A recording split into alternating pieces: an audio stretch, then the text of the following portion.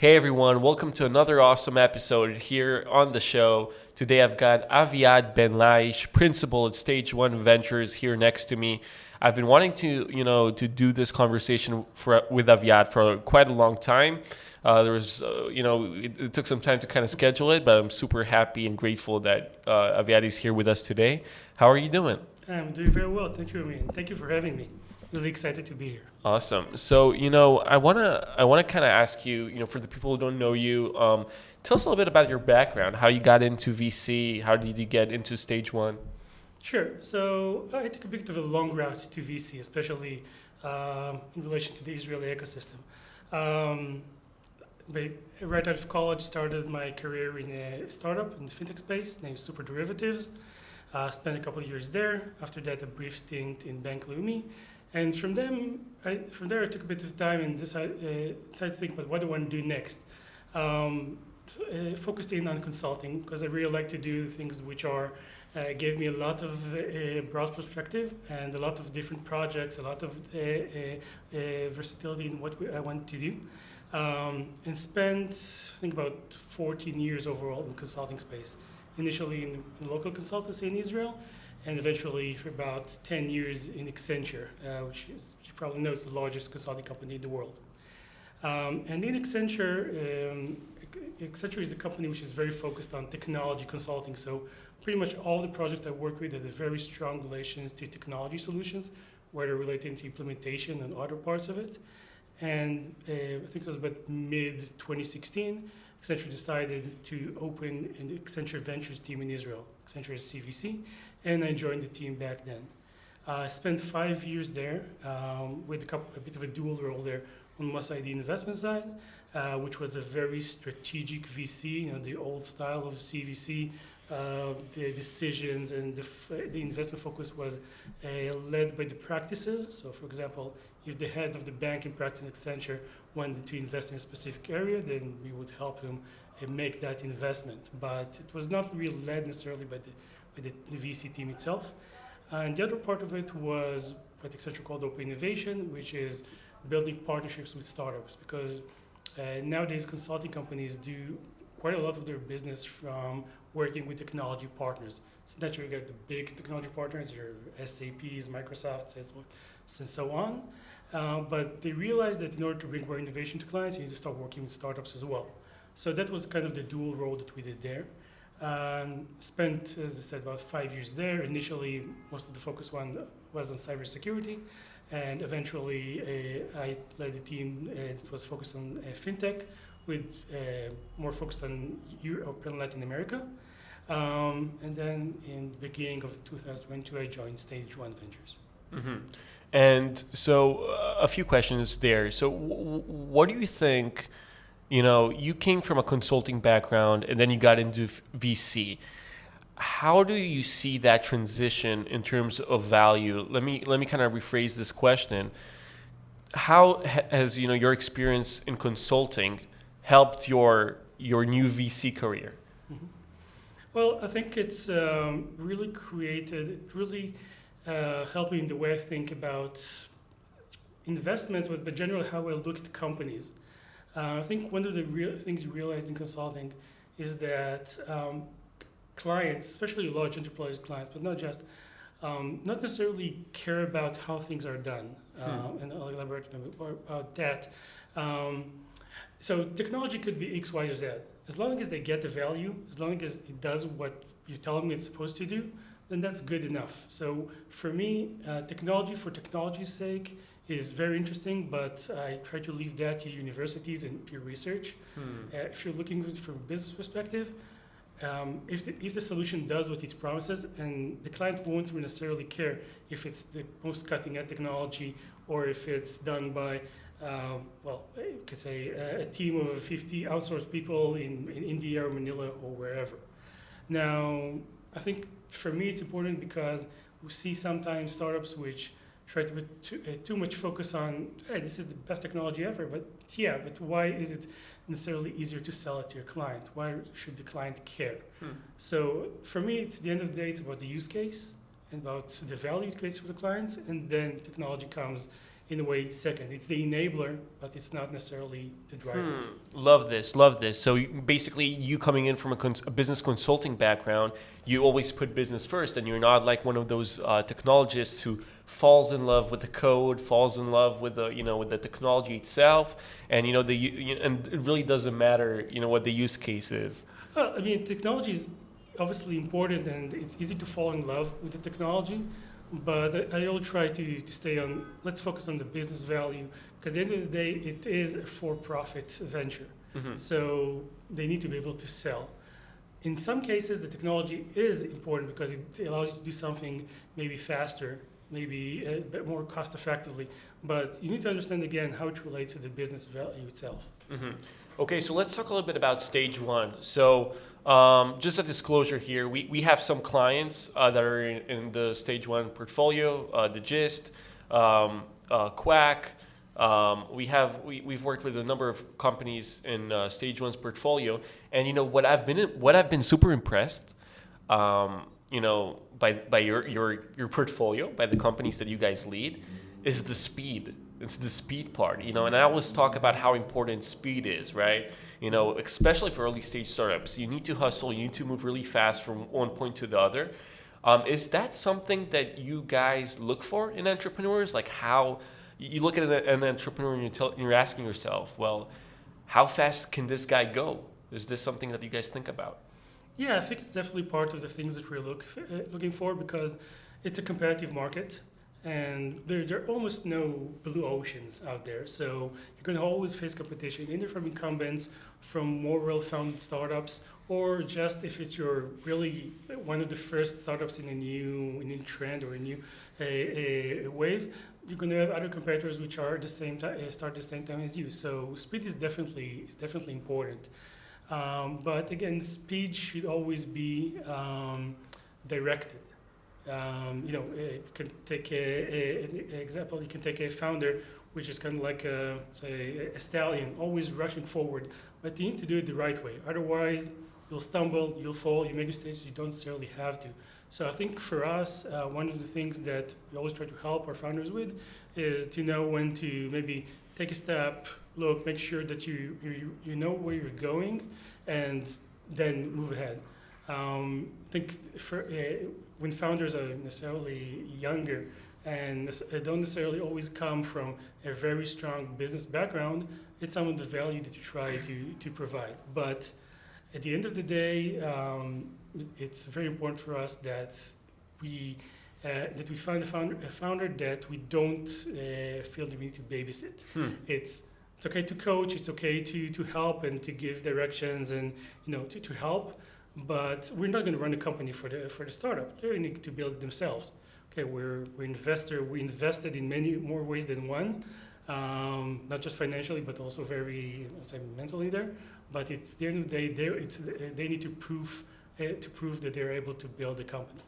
So you're saying you guys are not necessarily coaching them, but you're kind of like, you're on the shotgun seat next to them on this kind of journey. So how does it look like? Like, I know it's a really general question, and with every company it's different, and with every founder it's different. But how involved are you with your portfolio companies? Well, that depends. Depends on the company and depends on the stage. We're an early stage fund, so investing from inception to seed. So in early stage, sometimes you need to be more involved. Especially, I would say, again, if you can help with introductions to potential clients, to other investors, advisors, and so on. But at the end of the day, the stage when they're still working on the code, building technology, there's not much that you can do. It's totally up to them. So there are areas or there are periods where there's definitely a spike in our involvement because we can do more than help more. But most of the time, it depends really on the startup and how much they want us involved.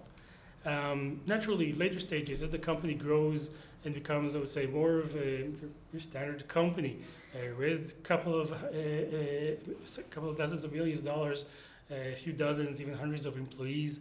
So everything becomes much more structured. So there's, in a way, less for us to do. So I think it really differs from one to another. Especially, I would say, the more deep the technology is, the more of a deep tech budget is, the less probably we have to do early on. Interesting. It takes just longer to get the technology to where you can sell. Interesting. So I have a lot of questions on that. So do you, and feel free to correct me if I'm wrong, do you feel like your main value is in this initial early stage, when there's like kind of chaos going around, not much structure, and just kind of helping, the founders mentally cope with, with what they need to do next. And once they raise, their seed or their Series A, then you guys, still take an active part in the board, but not as much as you did previously? No, I think that's a bit too early, but probably once they get to your Series C and on, even if you're still in the board, there's a bit less, I would say, involvement because, as I mentioned, the company is already, it's a bit of an emotion. It's a snowball that's already rolling, so you have to do a bit less. But early on, there's definitely more to do.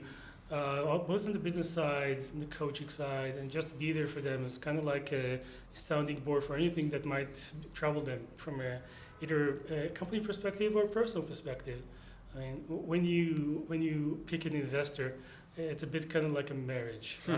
Early stage fund, we're there for about 10 years. Every fund is about 10 years. And investments are usually 7 to 10 years in term.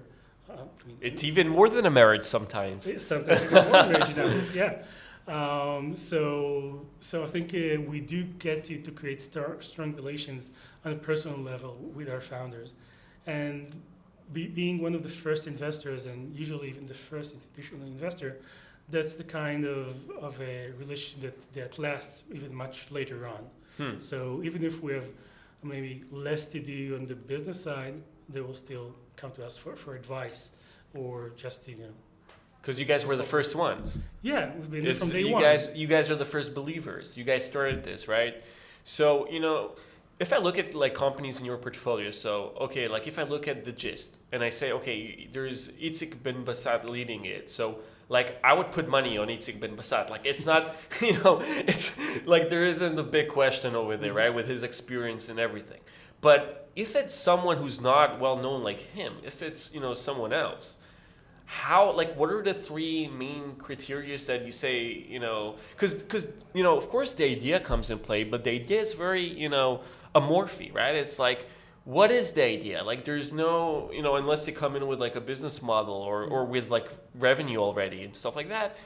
What are like the three criteria where you say, hey, this is what I need from this founder? So I think initially on the personal level, there needs to be a good connection between you and the founder, because you're going to work together for a long time. You need to know that you're actually able to give advice, and they're able to take advice, and even if they don't accept it, that's okay. But you need to be able to work together. So there's in the first few meetings, you're able to understand if there's if I'd say maybe that's not some professional sounding, but you need to like the person, you need to like the founders, you need to see that they like you back. You don't want to be just a checkbook. It might be good for some other investors, but not so much for us. Second part is naturally, if there is a connection, if there is an experience of that specific founder in the area that is building. It's not a must for an investment or for a successful company, but if a founder is looking to solve a problem, a pain that he experienced personally or is directly involved with, I think it's much of a bigger draw for us, and it makes their case that much stronger, because being able to relate to that market, to the pain point, and being able to know who's part of that market will really help them later on. And lastly, I think it's about this. It's maybe not about the founders, but about the vision. So we're right now, the most recent fund is $150 million fund. So that means that we need to look for fund returners. The statistics always, every fund is like 2 or 3 maybe startups actually return the fund itself, and everything else is a much smaller return. Or not a return at all. Yeah. Especially early stage, right? Exactly. So we do look for founders which has a long-term vision. So So not looking to sell early, and a vision that is big. So yeah, a multiple billion-dollar company ideally. Mm-hmm. Interesting. So, when you look at this and you say, okay, I need to have, two startups that, bring me the 70 to 100x, right, on the investment. And that means they need to penetrate a big market, right, and bring in big returns. If you see that, out of, let's say, and correct me if I'm wrong, so let's say if you have a $15 million fund, you're probably going to invest in about 10 startups? So 150 million. Oh, 150, okay. So $150 million, that would be about 15? Yeah, 15, 20. Give and take. So let's say we take 20 startups and, pretty early, or not pretty early, but probably in the first 2 or 3 years of the fund, you start noticing who are like the potential winners, right? Mm-hmm. What do you do with the ones that you're not a strong believer in? Do you continue to kind of mentor them throughout the journey, or do you allocate your resources to the horses that might win the race? So no, I don't think it's a good thing to necessarily cut your losses very early, because it's an early stage startup. Things move, they can pivot, things can change, the market can change, and it happened to some of our portfolio companies, which start as very, very slow, and yeah, maybe back at the time there was a thought about maybe we should cut our losses, but eventually they turn around and are or a big earner for us and very, very successful. So I think that's a bit too early to know. There's always, of course, outliers, but I think as a general rule, we try to believe in the startup as much as possible until there is absolutely no reason to believe that there's going to be a chance to succeed. Mm-hmm. And what is that? What would that be? How does that point look like? Well, to be honest, it's not something yet that I experienced Okay. with our portfolio, so it's hard for me to say. But I don't know if there's a general rule, if there's a guideline for that. You just feel that, yeah. Okay, so I want to jump to another topic here. So you guys have 10 people who run the fund, right? Who run stage one, and you guys are an early stage startup. And every time when I think about early stage, really early stage, early stage VCs like you guys, I always think about what I heard Oren Zeev said. He basically said that, VC is like an individual sport, right? It's not like, he used to be in Apex, and I don't know how much he liked being part of such a team, and people kind of, you have an idea for something, and then your teammate is gonna, banishing that idea for you and stuff like that. And then I'm thinking about it might be much easier to run an early stage, VC fund if you're a one-man GP or something, right? Because you have the leverage, you can move fast, especially early stage. And, Oren Zeev kind of showcased that. He's the king of that, right? His numbers speak for themselves, right? A lot of those numbers are still on paper, but they're gonna be fruitful, at least some of those investments. And, what's your take on that? So I think definitely makes a lot of sense. If you're alone, you can move faster. You don't need to reach consensus. You can just invest whenever you think the time is right. I think the benefit of having a consensus. So we're 10 people in the team overall, but our investment team we're five. So I think what we created in our investment team is a team which everyone has a different strength, and together we really complete each other well. So some of us are more technically oriented, for example, the other principal did FAR, came for 8200, developer, and so on. Me on the business side, the partners are the same. So we really complete each other, and we're able to, to create a really good process of, sounding from one another, what could be the risk, what could be the challenges, eventually reaching some kind of consensus. I think even in that case, consensus doesn't have to be necessarily 100%. Mm-hmm. If one of the members of the investment team doesn't necessarily feel 100% confident in a certain investment, but the rest do, then there's leeway. Everyone trusts each other really well, work together really well. So we're willing to trust that maybe his own specific perspective on a specific startup is wrong in that case. So yeah, definitely let's go with it. I think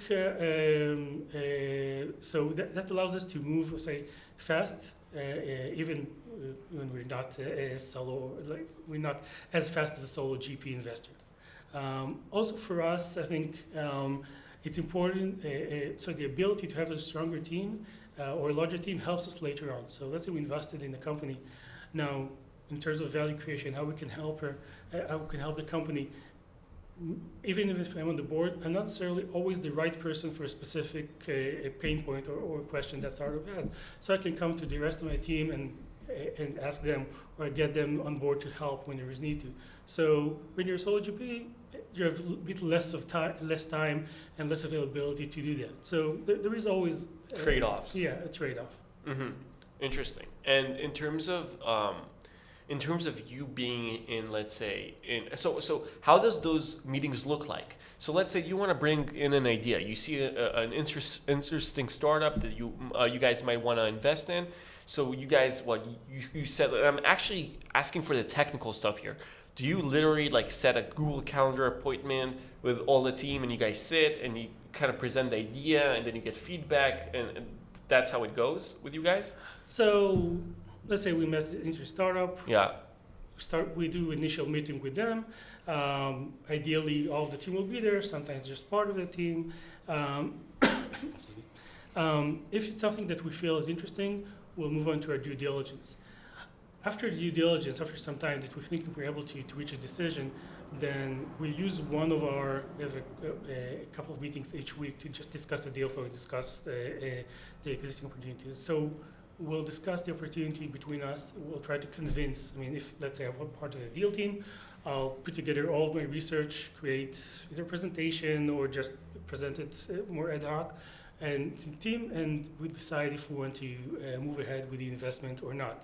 So it's not that structured in a way. Mm-hmm. So there's a lot of room to move fast if we want to. I mean, we do have two meetings every week to discuss deal flow. But if there is a hot deal, then we'll meet in any other day, any other time to discuss it.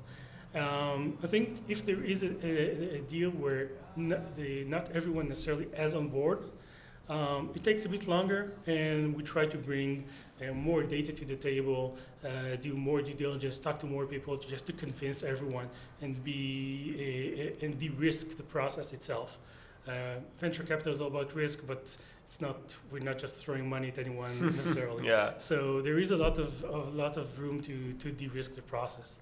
So yeah, that's pretty interesting. So you said something that I want to kind of talk about. You said that if there's a hot deal, then you guys can, because you're not as structured, you guys can still move very fast.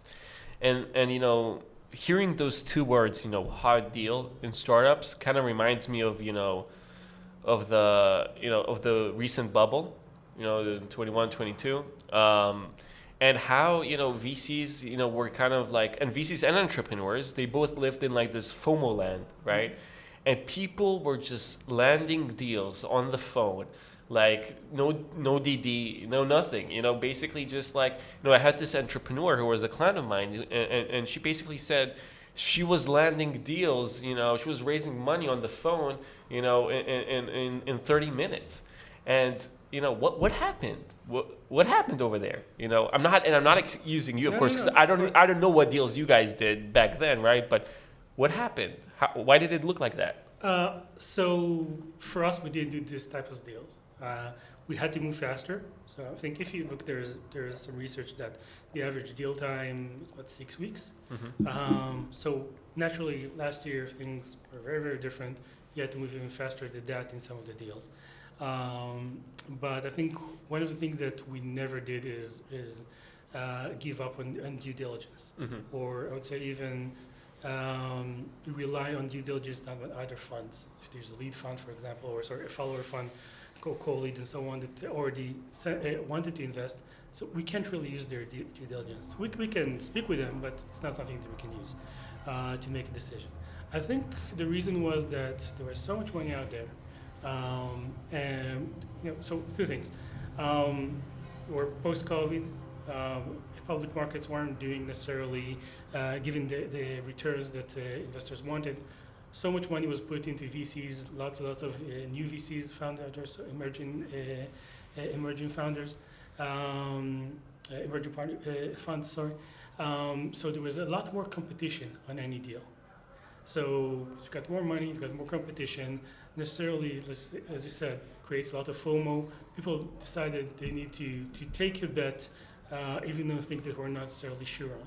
Now, some of these bets are going to work out, but probably most of them are not going to work out as well, because there is value in due diligence. It's not something that necessarily stopped having value in 2021, 2022. Yeah. The basics of the market, the basics of how companies work haven't really changed. So I think that was a mix of those elements, bit of a perfect storm in that way. It was very, very good for founders, or very easy for founders.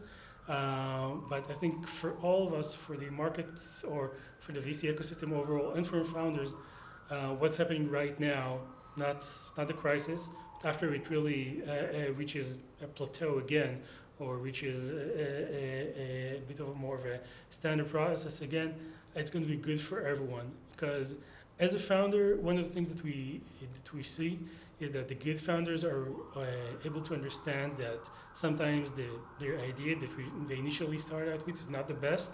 So they need to go back to the drawing board and come up with a new idea. And if last year they were able to get funding for the initial idea, which was not necessarily, again, the right idea, then they would be stuck in a way on a track or on a road which is not the best one. Mm-hmm. So it's harder, but at the end of the day, it's a bit better. Okay, I'm throwing a curveball. This is a curveball question to you. So, I privately, when I talked to a lot of VCs recently, I asked them, like, how did this FOMO happen? Why? Why did I ask that? Because, as a general observer who looks at the market, I'm telling myself, okay, even if the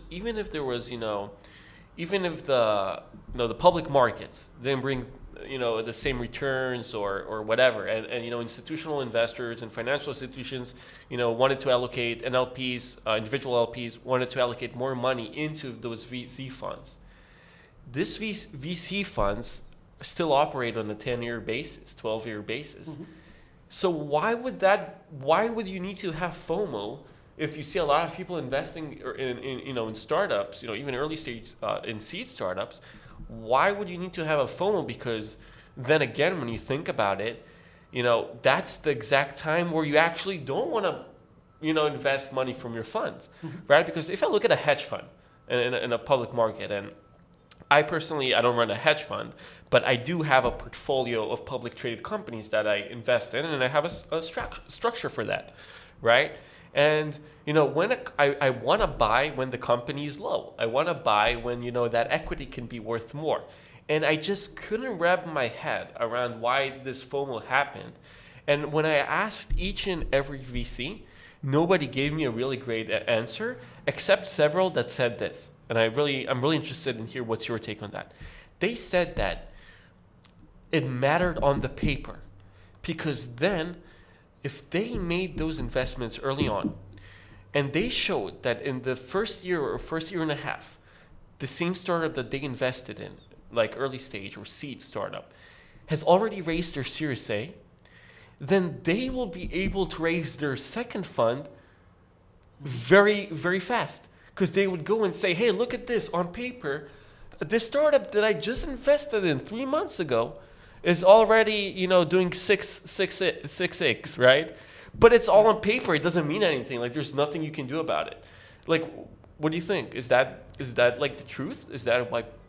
I think that's partly the truth. I think if you look at let's say, for example, early stage funds, usually you've got, if you raise a new fund, you've got about 4 years in which you need to make all of your initial investments, and then the rest of the 10 years, there's 6 years left, or for following investments, just working with your startups.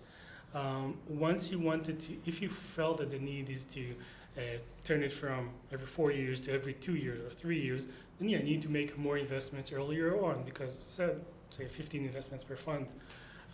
So that's definitely something that I'm sure people felt.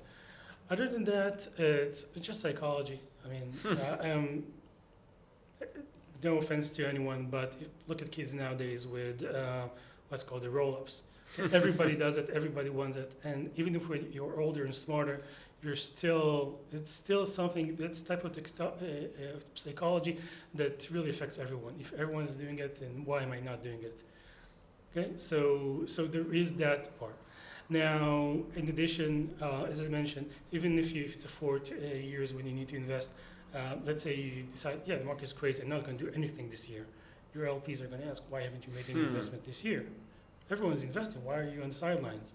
So again, you need to. It's a lot of things that you need to balance. So it's very, very hard to be as structured and to be as, I would say, as committed to your process in these kinds of markets. I think the real question is just how far are you willing to stray from the path that you usually are on. Maybe just a little bit because, yeah, it's a market, it's a trend, you need to ride the wave, or if it's too much, eventually you're going to crash. So I think it's all about that balance. I really, really hope that all of the funds that invested in those rounds are going to recover their investments. I think it's going to be harder than usual, but I think nobody likes to see when funds are having a hard time. I think it's good for everyone if there's more funds and more money out there. But I think it's also important to be very, very conscious of the way you invest. I want to talk about LPs. When I talk about LPs to VCs, it probably splits into half. So half of the VCs will be very politically correct, and they would say something, yeah, the LPs relationship is fine, they count on us, we have a long-term relationship with them, this is their second and third time that they're trusting us with their money, with their capital. And then there's the other 50% that they're like, oh, the LPs, and I think, entrepreneurs don't really, like founders, especially first-time founders, they don't understand the complexity of it. They don't understand. They think like it's the VC's money. They don't understand that the VCs have an obligation to bring this, a nice return to those LPs. And the LPs have a lot of different options. They can put the money in, other forms of private equity.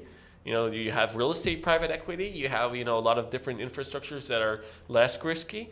You can leave the money in the bank right now, right? You see this. You can put, you can put your money in the bank and still get those 5-6%, and you can test out the public markets and bring this money to hedge funds. And if you look at successful hedge funds, hedge funds are doing really well, and they've been doing extremely well if in the last 20 years, right? At least the big guys, So, how's your relationship with LPs? Well, to be honest, I don't work that closely with our LPs. That's mostly the partner side. But I think it is a very good point. Sometimes when we meet with startups, which we really, really like, the reason that we don't move forward with investment is just when we look at the overall opportunity and what is the exit that's going to happen, we just don't see the exit being big enough to support investment by a fund of our size. So what could be very, very good for a $60 or $50 million fund, great returns, not necessarily the best for us. So that's something I always try to explain to the startups that we pass on, but we really, really liked. And I think my advice to startups in that way is that when you think about which VCs you're going to reach out to, look at the size of the fund and think about what's your exit potential. If most of the companies in your space have sold for, let's say, $200 million, then probably you need to start with a smaller fund. If you think you're going to be a billion-dollar company, yeah, by all means, go to a larger fund. But I think it's a very good way for a very good thought process or for founders in order not to waste time necessarily meeting with funds which are not less relevant. Yeah, great answer. And it's not I threw a curveball and you gave me a great answer. So thank you for that. Let's talk a little bit about your day-to-day. I'm super interested in that. How does your day looks like in general? Take me through that routine. Well, so let's look at a regular Sunday for us. So I think it's usually in most funds, Sunday is very much dedicated to meetings. So you got your deal flow meeting, team meeting, other other meetings that are to have every week. So after those meetings, let's say we have our initial deal flow, we'll start working on the active opportunities, whether it's made by research, reaching out to our network to discuss the potential opportunity, to hear their feedback, maybe connect them with the startups for some reference calls, reaching out, working with the startup that we're looking into so they connect us with their clients, design partners, and so on. That's more on the opportunity side. Besides that, every one of us has a few companies in our portfolio that work with directly. So we help them in any way they can, try to connect them with the network, with our network, trying to getting on calls with them, have a bi-weekly call with each one, in addition naturally to the board meetings. So we get on call with them, just hear what's going on in the business, seeing how we can help. And I try to also block about 1 hour a day for me, just for reading and research. You need to really be on top of the market, on top of what's going on, who raised funding, research about trends in the market, in technologies, and so on. It's very, very important, because if you do that, when you actually meet a company, you're able to ask the right questions. So that's, I would say, the average day. And then sometimes in the evenings there's events, there's meetups, and so on. It's important to try to be out there, to meet with the founders, to meet with other VCs. This game is very based on networks and personal relations. So it's very important to be out there. How many hours a day do you spend on email? Wow, I'd say at least a couple hours a day. Mm-hmm. So 2 hours a day you're on email? Probably, yeah, just sending emails back and forth. Yeah. Are you like an inbox zero kind of guy, or? Yeah, very much so. Interesting. Very much so. And like, so, right now, people are, so me and you, we start an email, we talk on WhatsApp. So now you have WhatsApp, you have Gmail, you have so many things you need to do. Are you also inbox zero on WhatsApp? Like, in terms of like, Well, you can never, I'm a parent. I have three young daughters. So with all the WhatsApp around, third grade, first grade, kindergarten, you can never be inbox zero in WhatsApp nowadays. Yeah, but I think it's, I try to answer as fast as I can, just, get it off the table and able to, so I can focus on what really needs my attention. And, the research says that you need about 30 to 40 minutes to really concentrate before you're actually effective.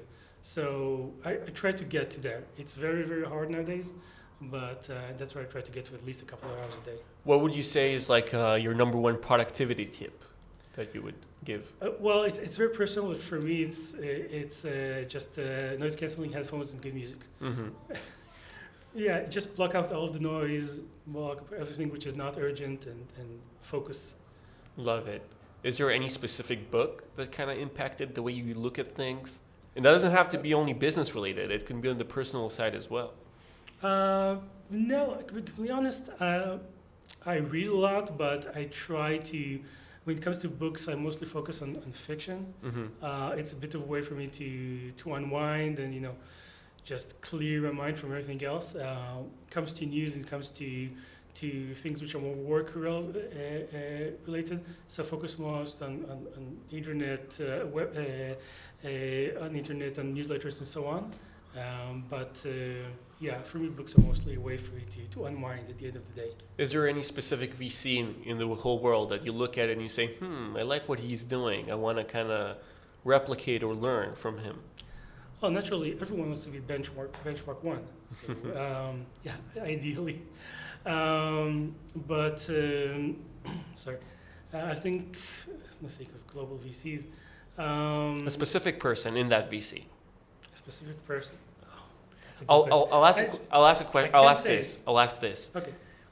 If you take like an Oren Ze'ev and you take a Mark Andreessen, right? Mark Andreessen, like they're two different ends of the spectrum. One is, in charge of, one of the biggest, VCs in the world, and it's a whole machine. And then you have a solo GP. And if you look at it, both of them probably have kind of like the same net worth, give and take. Which style would you prefer? First of all, it's interesting that you might know the net worth of Mark Andreessen. So on paper, on paper, you can Google it and see. But I don't know. But it's around $2 billion. Really? Okay. Yeah. On paper, yeah. So I think Mark Andreessen maybe is someone which is hard to understand if you're not really connected, because if you look at his more public figure, like a Twitter and everyone else, is a bit of a joker. It's a bit of a troll. He knows he is. He does it, of course, on purpose, but it's a bit of a troll. So it's hard to figure out. But if you look at just the company he built, I mean, becoming such a mega fund, I think with 300 employees, maybe it's more already. So it's a whole new business structure. It's all new. It's an all new way to look at investing. So I think for me, it's very, very interesting. It's even more interesting than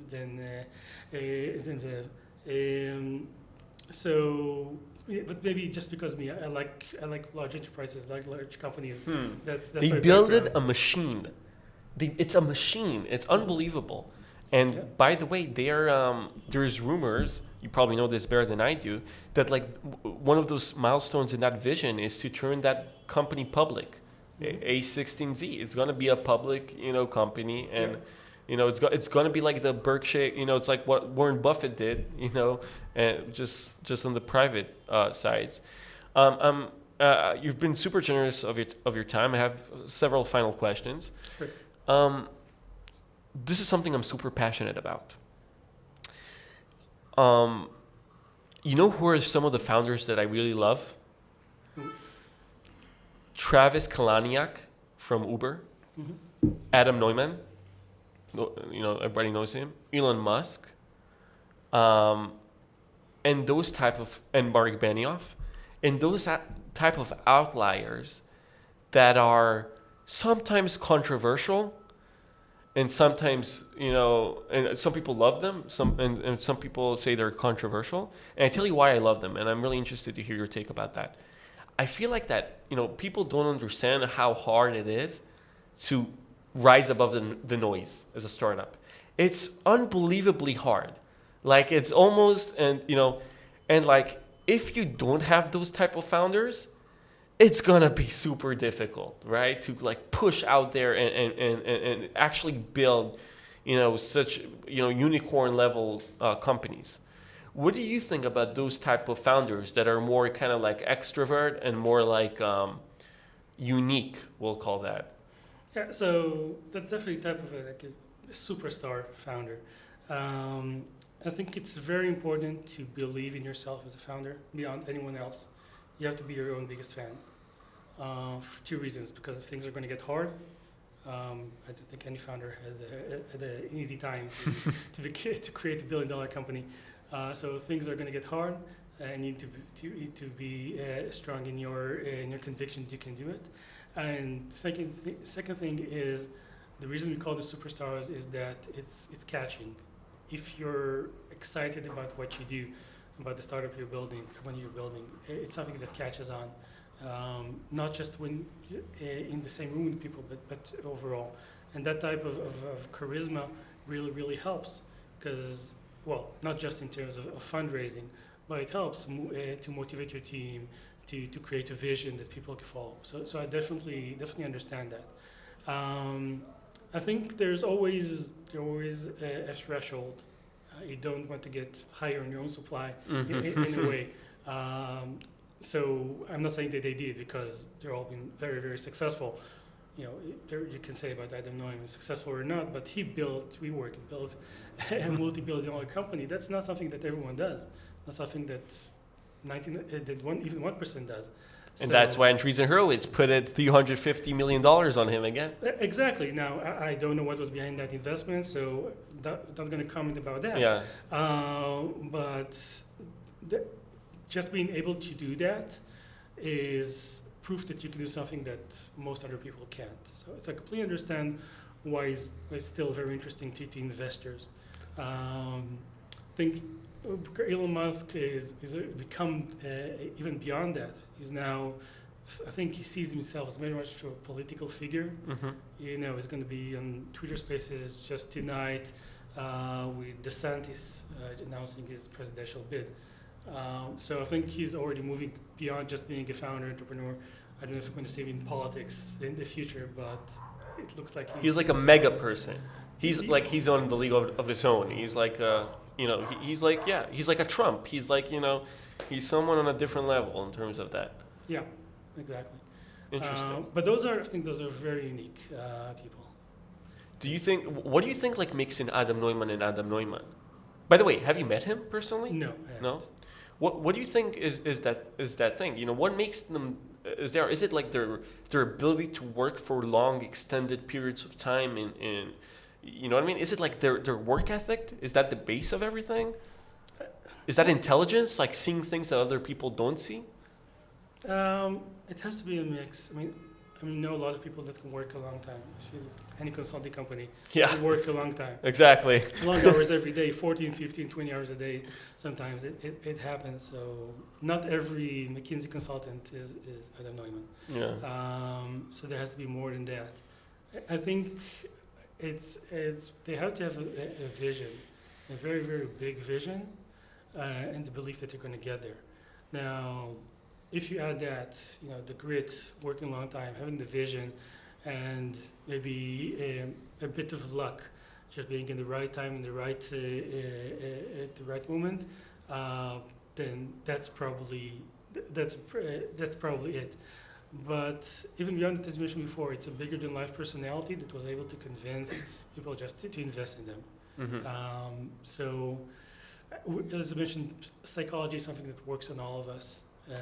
Whether FOMO or whether that we see someone who's very, very charismatic and you want to follow. Not doesn't necessarily always mean it's the best choice, but I think it's probably one of the reasons that they were so successful and are still successful. Mm-hmm. Okay, I have one final question for you.